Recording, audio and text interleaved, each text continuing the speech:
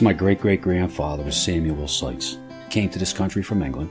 He was a stone cutter and a mason, and he worked on St. Luke's Church in Scranton, and then that church split, and it became the Church of the Good Shepherd.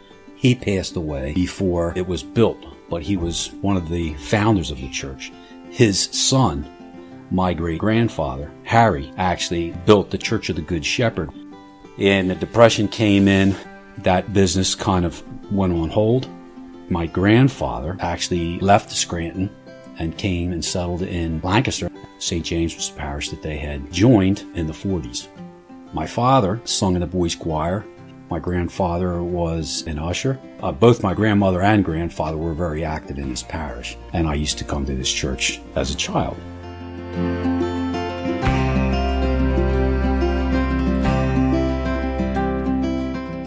My father passed away at the age of 42 in 1976. I was 15.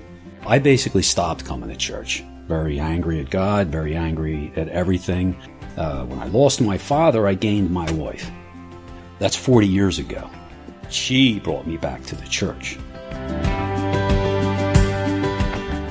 My father said to me once when I was a kid, he said, get on your knees once a week, because when you're in need, the first call you're going to make is to God.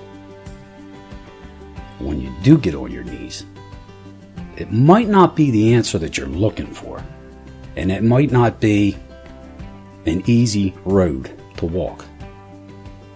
But if you have that conviction and you have that strong heart, you will make it. And I'm proof of that. You just have to believe.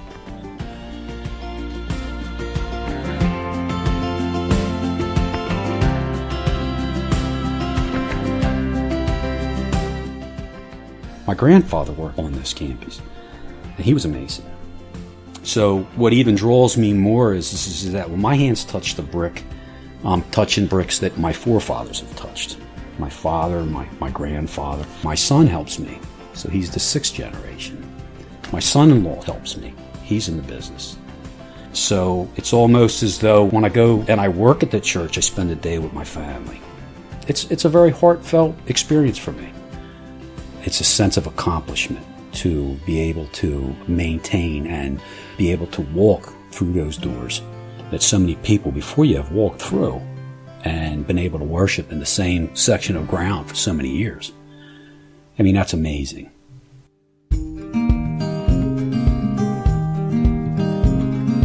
You know, the brickwork on this campus, it just draws you in. It gets you prepared for when you get inside.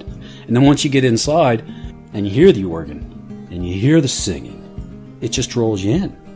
I mean, I go inside, the church could be empty, and I'm almost praying. Everywhere you go, the feeling comes over you.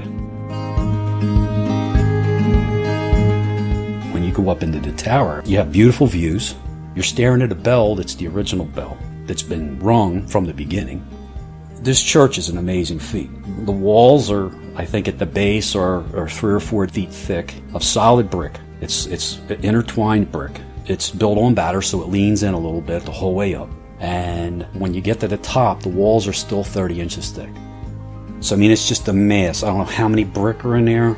This parish kept somebody busy for a long time making brick.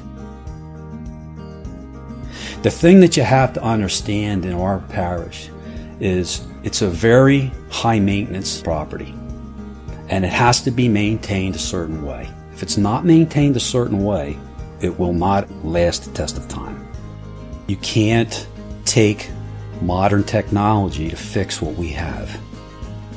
Our walls, they're really true living beings. The mortar that makes up these walls is an actual live phenomenon. It has to be replaced with a likeness. Okay, it's called lime mortar.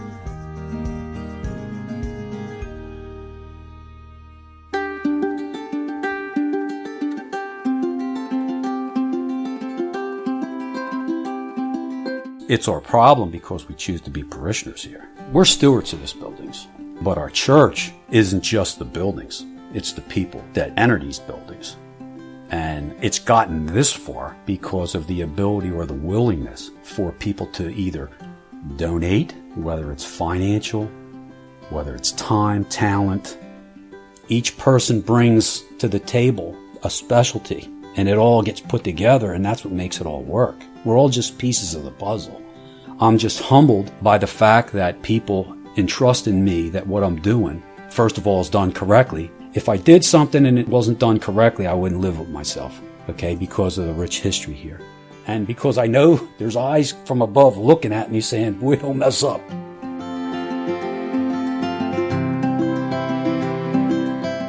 I don't have financial means, but I have the ability in my hands to do things at this church to at least help this church. I mean, I wish I could do what I do for nothing. If I win the lottery, you'll see me working and doing it.